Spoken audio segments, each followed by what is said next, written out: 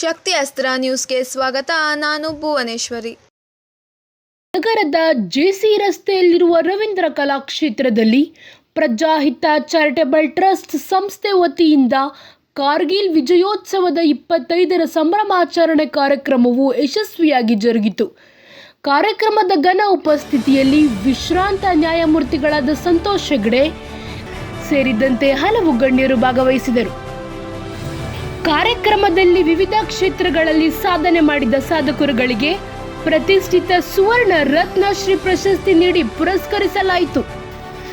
ಇದೇ ಸಂದರ್ಭದಲ್ಲಿ ಹೆಸರಘಟ್ಟ ರಸ್ತೆಯಲ್ಲಿನ ತರಬನಹಳ್ಳಿಯಲ್ಲಿರುವ ಓಲ್ಡ್ ಏಜ್ ಕೇರ್ ಫೌಂಡೇಶನ್ ವೃದ್ಧಾಶ್ರಮ ಸಂಸ್ಥಾಪಕರಾದ ಡಾಕ್ಟರ್ ವಿಜಯಲಕ್ಷ್ಮಿರವರಿಗೆ ಅವರ ಸಮಾಜ ಸೇವೆಯಲ್ಲಿನ ಗಣನೀಯ ಸೇವೆಯನ್ನು ಗುರುತಿಸಿ ಸನ್ಮಾನ್ಯ ಶ್ರೀ ನ್ಯಾಯಮೂರ್ತಿ ಸಂತೋಷ್ ಹೆಗಡೆಯವರ ಅಮೃತ ಹಸ್ತದಿಂದ ಪ್ರತಿಷ್ಠಿತ ಸುವರ್ಣ ರತ್ನ ಶ್ರೀ ಪ್ರಶಸ್ತಿ ಪ್ರದಾನ ಮಾಡಿ ಗೌರವಿಸಲಾಯಿತು. ಡಾಕ್ಟರ್ ವಿಜಯಲಕ್ಷ್ಮಿ ನಗರದ ಹೊರವಲಯದ ಹೆಸರಘಟ್ಟ ರಸ್ತೆಯಲ್ಲಿನ ತರಬನಹಳ್ಳಿಯಲ್ಲಿ ಏಜ್ ಕೇರ್ ಫೌಂಡೇಶನ್ ಎಂಬ ವೃದ್ಧಾಶ್ರಮವನ್ನು ಶಿಸ್ತುಬದ್ಧವಾಗಿ ನಿರ್ವಹಿಸಿರುತ್ತಾರೆ. ಹಲವು ನಿರಾಶ್ರಿತರಿಗೆ ವೃದ್ಧರಿಗೆ ಆಸರೆ ನೀಡಿರುತ್ತಾರೆ. ಅವರ ದೈನಂದಿನ ಚಟುವಟಿಕೆಗಳ ಊಟೋಪಚಾರ, ಔಷಧ ನೀಡುವಿಕೆ ಎಲ್ಲವನ್ನು ತಾವೇ ನೋಡಿಕೊಂಡು ಅವರ ಬಾಳಲ್ಲಿ ಬೆಳಕನ್ನು ತುಂಬಿರುತ್ತಾರೆ. ಇವರ ಸಮಾಜ ಸೇವೆಯನ್ನು ಗುರುತಿಸಿ ಪ್ರಜಾಹಿತ ಸಂಸ್ಥೆ 2024ನೇ ಸಾಲಿನ ಪ್ರತಿಷ್ಠಿತ ಸುವರ್ಣ ರತ್ನ ಶ್ರೀ ಪ್ರಶಸ್ತಿ ನೀಡಿ ಗೌರವಿಸಲು ಹೆಮ್ಮೆ ಪಡುತ್ತದೆ.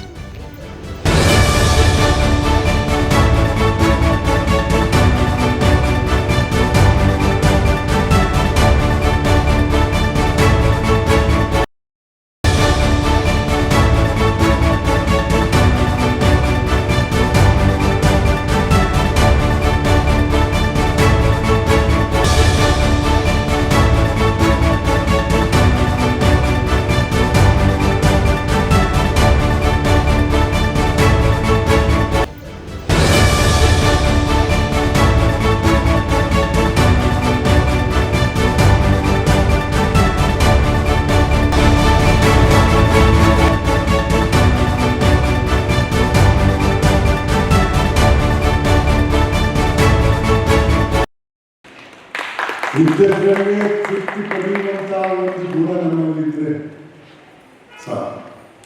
ಒಂದು ವೇಳೆ ನನ್ನ ವೈಯಕ್ತಿಕ ಅನುಭವದಿಂದ ನಾನು ಹೇಳ್ತಾ ಇದ್ದೇನೆ, ನನ್ನ ಗಣಿಗಳಲ್ಲಿ 3 ಜನ ಮುಖ್ಯಮಂತ್ರಿಗಳ ಹೆಸರಿದೆ. ಕಾಂಗ್ರೆಸ್, JDS, BJP 8 ಜನ ಮಂತ್ರಿಗಳ ಹೆಸರಿದೆ, 15 ಜನ MLA, MLCಗಳ ಹೆಸರಿದೆ, 150ಕ್ಕೂ ಜಾಸ್ತಿ IAS, IPS ಅಧಿಕಾರಿಗಳು, ಇತರ ಅಧಿಕಾರಿಗಳ ಹೆಸರಿದೆ. ನನ್ನ ನಿವೃತ್ತನಾಗಿ 11 ವರ್ಷ ಆಯಿತು. ಜಾಸ್ತಿ 14 ವರ್ಷ ಆಯಿತು. 2011ರಲ್ಲಿ ನಿವೃತ್ತನಾಗಿ ದಿನನಿತ್ಯ ಮಾತಾಡ್ತಾ ಇರ್ತೇನೆ.